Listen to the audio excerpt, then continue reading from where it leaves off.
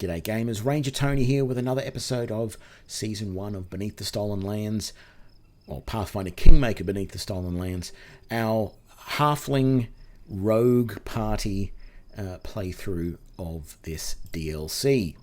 I believe we left off on level 8, was it? Let's confirm that. We'll get down there and we'll have a look. Here we go, and 9. We're on level 9.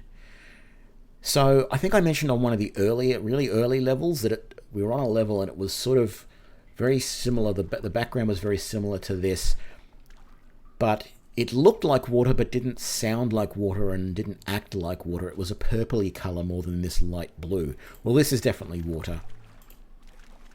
You can hear it, you can see it when it bubbles up in places. So this is definitely very much a water level. It's not, you're not like entirely underwater. There's just a small, like a few centimeters of water on the ground that you're walking through, which I'm sure is a little bit annoying for a halfling because it's probably ankle deep rather than toe deep for them. But, that's the problem with being 4 foot nothing.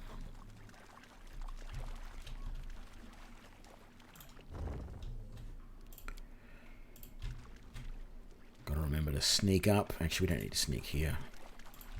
It's here that we need to sneak. So let's sneak before we open the door. What do we got? Lots of rubble, but no signs of any opponents just yet. Ooh. Oh, joy. Oh, that's annoying. I've been having that sitting there this entire time. From the last time we had that. So I've gone through a couple of levels and my arcane trickster or whatever she is has been a little bit useless because she's been trying to cast that at people all the time and do nothing else.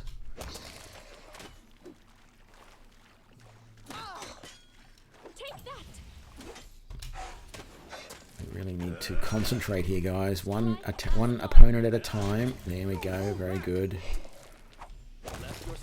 Done. And then we've got this archer back down here.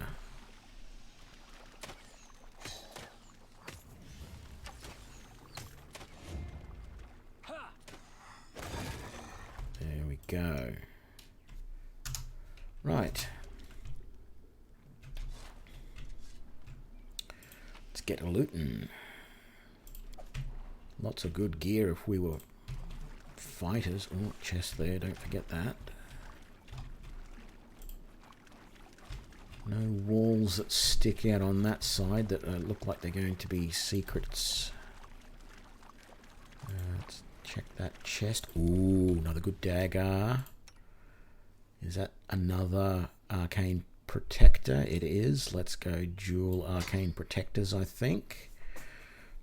I mean, they're not much better than a +1, but they give us an increased dodge and immunity to nauseated. So that's really nice. Okay. And none of these walls look like they're going to be secrets either. And we didn't find any more chests. Let's do that. Rest up so we get back our health. And oh, we gotta loot this guy. He'll just have a normal bow and a chain shirt. Pretty much as expected. Goody, another room. Another one of these weird sort of cellular constructed rooms. Another skeleton.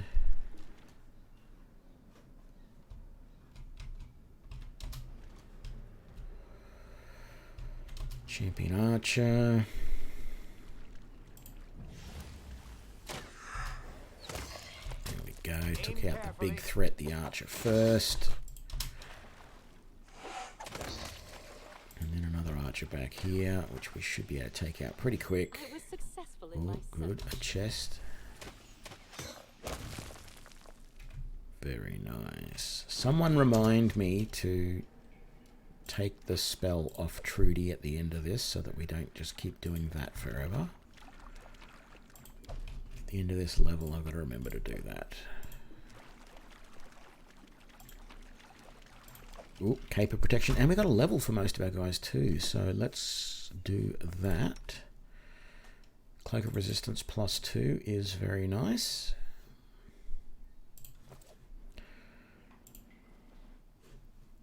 Okay, so I said at this level I was going to take outflank with all of my guys. Unless something else comes up. Piranha Strike, no. Point Blank Shot, no. So let's all take outflank, which will make us be able to attack a bit better when flanking opponents, which is what we do all the time anyway. So it means that we're going to be able to hit that little bit better when we go to do our sneak attacks.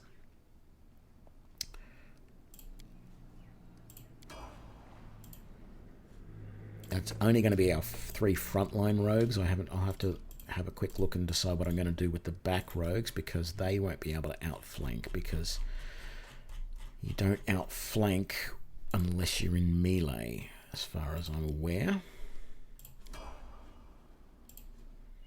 I might just improve their stealth or something like that.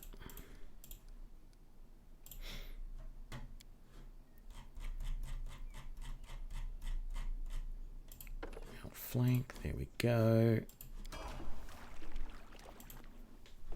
And what can I give you?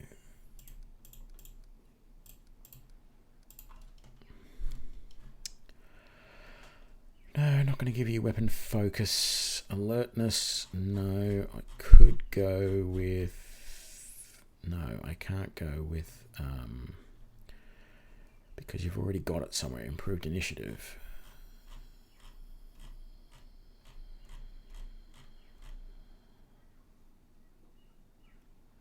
Could give you toughness to give you more hit points.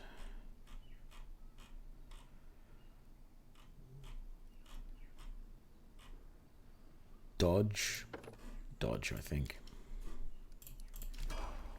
Okay, so we've just got to wait for our last 2 guys to get their levels. Ooh, we're picking up some nice stuff now. Let's have a look. That is a Cold Iron Longsword. Cold Iron Longsword. How are any of us... Oh, I'm able to use a Cold Iron Longsword. Toby's able to use a Cold Iron Longsword because he's got martial weapon proficiency, so he can use the kukri. That's why. That freaked me out there for a second. I'm like, how can that not work? Okay, Star Knife. I don't know if these are really supposed to be the ninja stars, but it's definitely what they look like. It looks like they're meant to be thrown, but they're considered a melee weapon, not a missile weapon, and their range is 2 feet, which is the standard range for any melee weapon. If they are actually a melee weapon, a missile weapon though, and they're meant to be thrown, then they should have the same range as a dagger. Not a dagger, as a dart. There are darts in this game, and I think they have a range of 20 feet? Something like that. And, being an Aussie, we use the only sensible system in the world, the metric system, like the thing that everybody in the world uses, except for that one country out there. What's their name? I can't think of it. Don't worry about it. I'm sure it'll come to me eventually. Actually, there's 2 countries. I think the other one is North Korea. Or no, it's one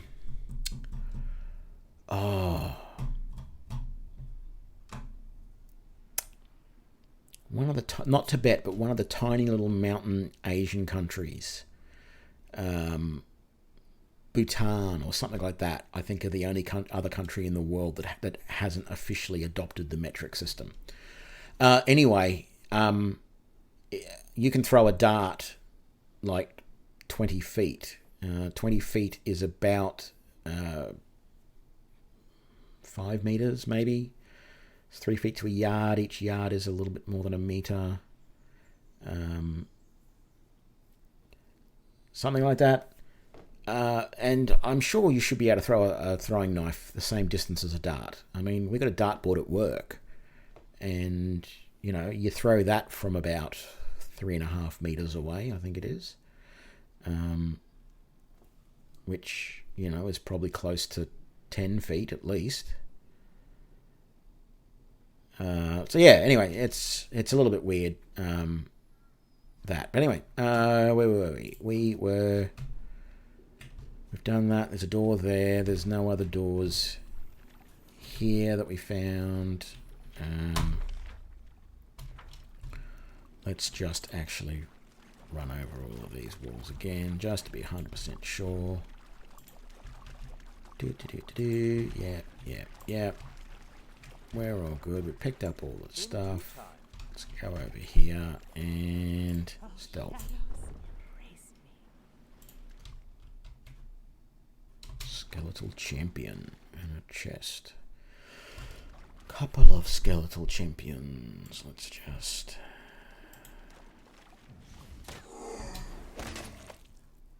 Burn! Slice! Behead! Do.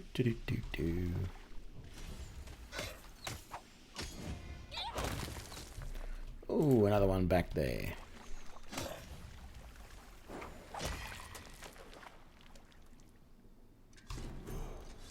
And our last two guys got their levels, so let's quickly do that. And that, and that, and that, and that, and that. And what are we going to give you? Have you got dodge yet?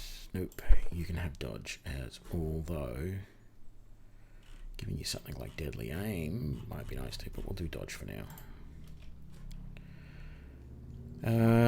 Third level spells. What do we got? Actually, I think I remember right, there's nothing really all that great. Look, Fireball looks great and everything, but I always find it takes too long to cast, and by the time you've cast it, your guys are right where the Fireball's about to go off. So we'll definitely get Hold Person, and I think we'll take Lightning Bolt as well. Haste is another good one here. Stinking Clouds, just like Fireball. At least with Lightning Bolt, you can sort of shoot it off to a group at the side and it won't affect anything else. But we're going to take that and we're going to make sure that she learns one of each. Who knows, I might even remember to use those spells at some point.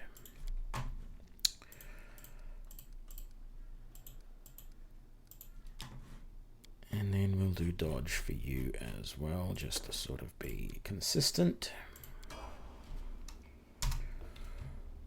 Right, we've got a few bodies to clean up. We've got a door over here.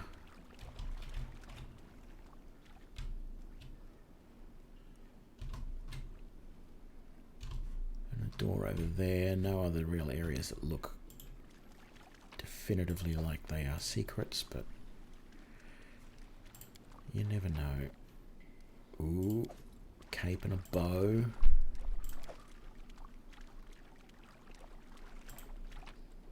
Oh, that was Crepe and a Bong, wasn't it? I was trying to remember. What does that sound like? Austin Powers Gold member. Right. Yeah, we're going to go that way. Let's just look at what we got. That cape. What does that do for me? Cape of Heroism allows to cast the heroism. Like, I'm never going to remember to do that. I'd rather keep a Cloak of Resistance instead. And that bow is a Frost Composite Longbow +1, which only I can use because I'm going to keep it as a backup weapon, you know? The other guys can't use it because it's a martial weapon and they don't have martial weapon proficiencies.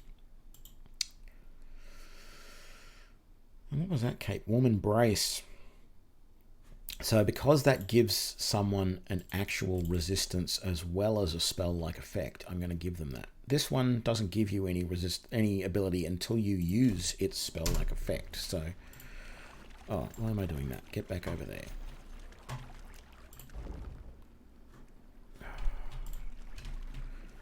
Door was halfway down before I remembered that I'd forgotten to hide again. Oh, we got a corner here. Whoa, I don't ever recall seeing a corner like that before. Ooh. Door. Very nice. This is going to be fun. As it should be. So let's get ready for that door and get into stealth.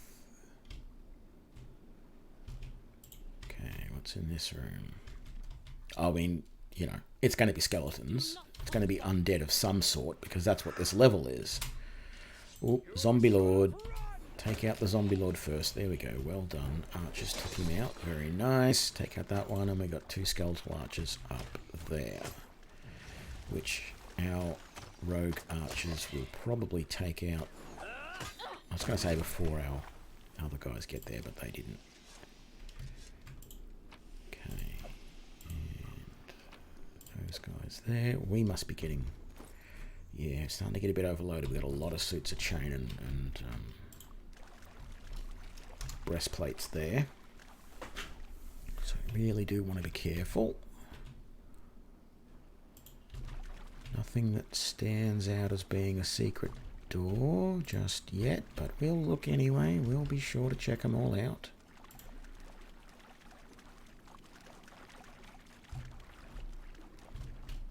Oh, good. Chest there. Sometimes I don't know about these helmets. I really just don't know how useful they are. I see so many of these tight helmets. They give you a +2 save throw against sonic spells. And that's good, because normally you don't get any save throw against sonic. At least I don't think you do. But I don't know. I see a lot of them, but I don't know that I'm ever actually using them, because I don't know that I'm coming across that many opponents that are using those sorts of spells against me. We didn't just check in here just in case there's like chests in the middle of this. No, there isn't. Good. Let's get out. Let's see what's behind this door. Now there was, I think, another door this side here going this way, so we want to keep that in mind, because if the exit's on the other side of this door... Another skeleton there. Couple of them down in this corner, and zombie lord up there. We're going to target the zombie lord first. Good. Very good.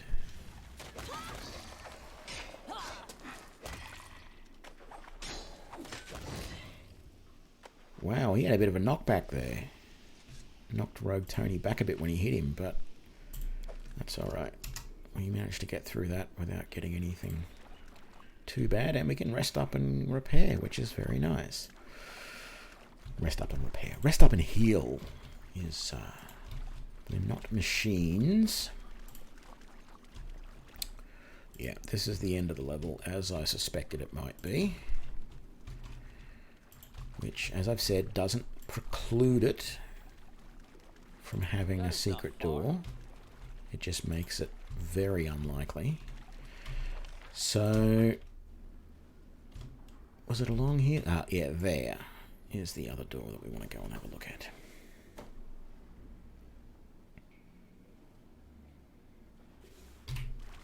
Run, run, run, run, run.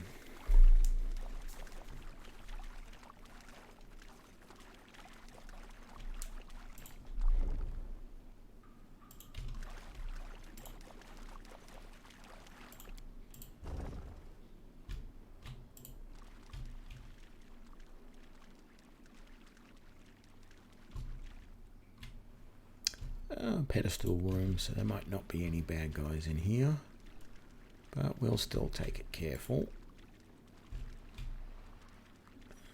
Not seeing any walls that look specifically like secret doors, but I've said that a few times recently, haven't I?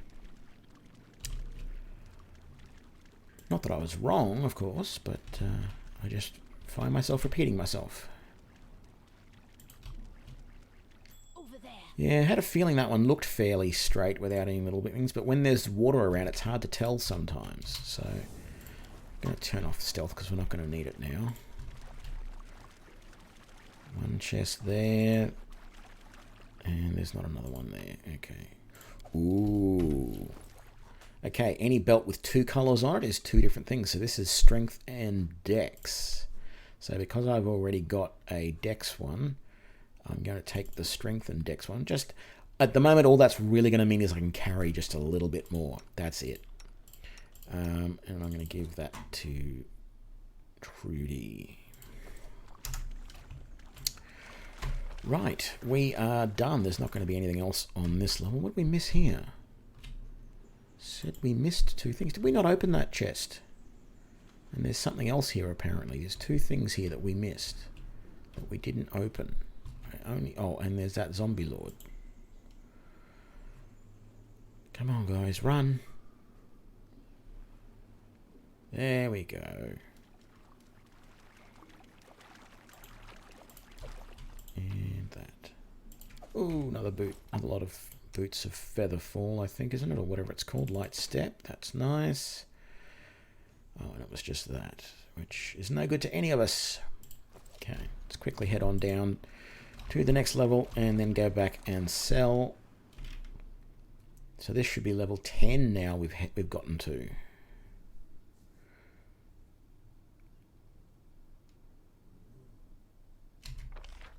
Yes.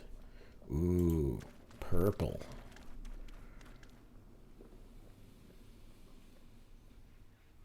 I don't know, we never called them purple nurples in Australia. I mean, I've seen it on TV and stuff where they talk about giving someone a purple nurple. And I understand it, purple because it gets up in a bruise and everything, but I'm assuming it's just like a punch in the arm or something that bruises, or in a knee to the leg, a knee to the thigh that bruises. We used to do that at school as well as a kid. I can't remember what we used to call them now. Anyway, let's quickly sell up, see how much money we made.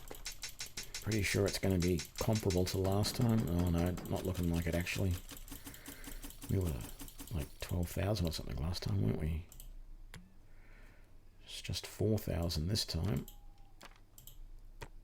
And a few of those. Yeah, nearly 5,000. No, we didn't get 12,000 last time. It was only 9,000 now. I know we bought a couple of things, but I don't remember. Anyway, we're done. That was good. Let's go back here, and while we do it, I'm going to say thank you very much for joining me for this episode of Pathfinder Kingmaker Beneath the Stolen Lands DLC, where we play through with our Halfling Rogue party. If you like this episode, please give me a like and share it with your friends. Make sure to subscribe to keep up to date with all the latest episodes, and I'll see you for the next one. Thanks a lot. Bye.